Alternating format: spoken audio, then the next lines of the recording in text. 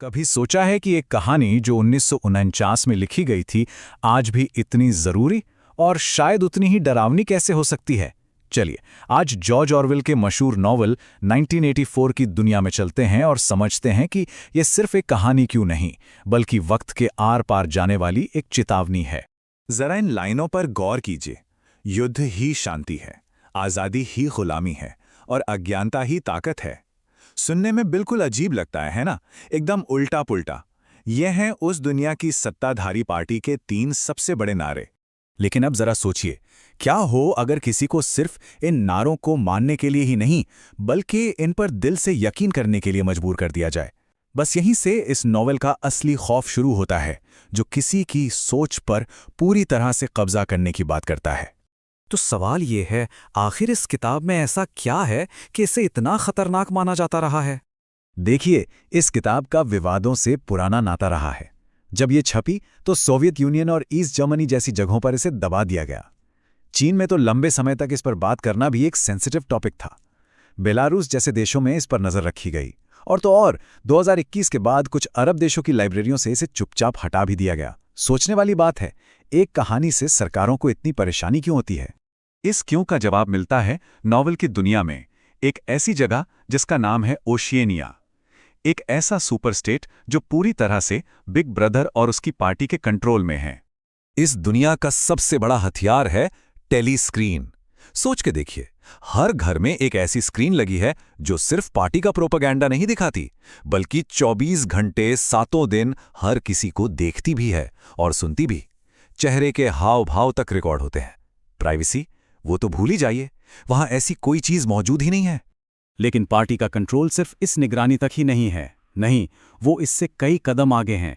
लोगों के दिमाग पर काबू पाने के लिए उनके पास और भी तरीके हैं, जैसे 2 मिनट्स हेट जैसी psychological tricks, ministry of truth के जरिए इतिहास को ही बदल डालना, और डबल थिंक यानी एक ही वक्त में 2 बिल्कुल अलग अलग बातों पर यकीन करना। और इसी दबाव भरी दुनिया में एंट्री होती है कहानी के हीरो की, विंस्टन स्मिथ। एक ऐसा आदमी जो बाहर से तो चुप है लेकिन अंदर ही अंदर इस सिस्टम से एक जंग लड़ रहा है। तो विंस्टन का जुर्म क्या था? उसने चोरी की, किसी को मारा? नहीं, उसका जुर्म एक सोच थी। उसने बस एक डायरी खरीद ली। हाँ, बस इतना सा, क्योंकि इस दुनिया में अकेले में कुछ सोचना यही सबसे बड़ा जुर्म है, जिसे वो थॉट क्राइम कहते हैं। पार्टी एक बहुत सिंपल लेकिन पावरफुल उसूल पे चलती है। जो अतीत को कंट्रोल करता है वो भविष्य को कंट्रोल करता है, और जो वर्तमान को कंट्रोल करता है वो अतीत को कंट्रोल करता है। बस इसी एक लाइन से वो पूरी सच्चाई को अपनी मुट्ठी में कर लेते हैं। और मजेदार बात यह है कि विंस्टन का काम ही यही है। वो मिनिस्ट्री ऑफ ट्रूथ में काम करता है, जहां उसका रोज का काम है इतिहास को बदलना। मान लीजिए पार्टी को कोई पुरानी बात पसंद नहीं आई तो बस रिकॉर्ड बदल दो, सारे पुराने सबूत मिटा दो और लीजिए एक नई सच्चाई तैयार।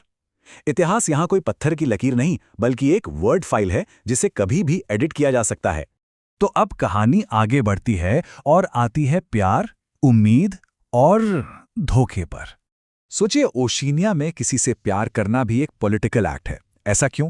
क्योंकि प्यार एक ऐसी वफादारी पैदा करता है जो पार्टी के कंट्रोल से बाहर होती है, और पार्टी को यह बिल्कुल मंजूर नहीं। तो जब विंस्टन और जूलिया छिपकर मिलते हैं, वो सिर्फ प्यार नहीं कर रहे, वो पार्टी को सीधी चुनौती दे रहे हैं। और तभी विंस्टन की जिंदगी में एक उम्मीद की किरण आती है, ओब्रायन के रूप में। वो पार्टी का एक हाई रैंकिंग मेंबर है, लेकिन वो विंस्टन को द ब्रदरहुड नाम के एक सीक्रेट ग्रुप के बारे में बताता है। विंस्टन को लगता है चलो कोई तो है जो उसकी तरह सोचता है। लेकिन ये सब एक झूठ था, एक बहुत बड़ा धोखा। उनका सेफ कमरा, वहां भी नजर रखी जा रही थी। द ब्रदरहुड वो कभी था ही नहीं, और ओब्रायन वो तो थॉट पुलिस का मेंबर निकला। ये सब एक जाल था। और यहां से शुरू होता है नॉवेल का सबसे डरावना हिस्सा, मिनिस्ट्री ऑफ लव में, जहां पार्टी का मकसद सिर्फ जिस्म को तोड़ना नहीं बल्कि दिमाग को, रूह को तोड़ना है। एक सिंपल सा सवाल, 2 और 2 कितने होते हैं? बच्चों वाला सवाल है ना? लेकिन यही सवाल विंस्टन के लिए आखिरी लड़ाई बन जाता है, सच्चाई और उसके दिमाग के बीच। जैसा कि ओब्रायन उसे कहता है, सच्चाई सिर्फ इंसान के दिमाग में होती है और कहीं नहीं। अगर पार्टी कहती है कि 2 और 2 5 होते हैं तो वही सच है। समझ रहे हैं? उनका असली मकसद आपके काम को कंट्रोल करना नहीं, बल्कि असलियत पर ही कब्जा करना है। और आखिर में बेहिसाब टॉर्चर के बाद विंस्टन टूट जाता है। वो मान लेता है, हाँ, 2 और 2 5 होते हैं। वो सच जो सबके लिए एक होता है, उसे पूरी तरह मिटा दिया जाता है। और यहीं ये कहानी सबसे ज्यादा जरूरी हो जाती है, और शायद सबसे ज्यादा डरावनी भी, क्योंकि इसकी परछाइयां हमें आज की दुनिया में भी दिखती हैं। देखिए ना, 1984 में टेलीस्क्रीन थे, आज हमारे पास स्मार्ट डिवाइसेस और हर कोने में लगे सीसीटीवी हैं। वह मिनिस्ट्री ऑफ ट्रूथ था, और आज हम अपने अपनी इंफॉर्मेशन बबल्स में रहते हैं, जहां एल्गोरिदम तय करते हैं कि हम क्या देखेंगे। और थॉट पुलिस, उसकी शायद अब जरूरत भी नहीं। सोशल प्रेशर और सेल्फ सेंसरशिप ही काफी हैं। पार्टी का एक और जबरदस्त हथियार था न्यूज स्पीक। ये एक ऐसी भाषा थी जिसे जानबूझकर छोटा किया जा रहा था, मुश्किल शब्दों को हटाया जा रहा था। आइडिया बहुत सिंपल था, अगर बगावत या विद्रोह जैसे शब्द ही भाषा में ना हो तो लोग उसके बारे में सोचेंगे कैसे? आखिर सोचने के लिए शब्दों की जरूरत तो होती है।